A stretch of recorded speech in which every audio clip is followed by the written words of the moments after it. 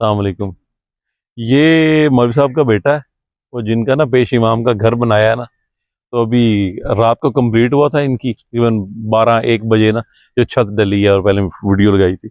ये बच्चा देखें, इसकी सेहत देखें, ये मट्टी देख रहे हैं, ये साथ काम मजदूरी करवाता है और ये देखें इसके हाथ।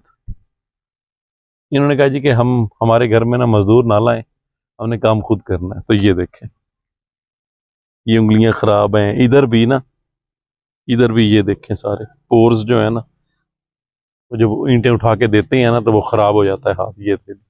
ये बच्चे हैं मेहनती, जो अच्छे बच्चे हैं, अच्छे माँ बाप के अच्छे बच्चे। सूरा सूरा ये मेरा बेली सब तो ढेर मेहनत की थी, खबरदार ये मैं जेड़ी मैं देवनी इसको किसी खसी था थोड़ी मेरी लड़ाई होनी है। हाँ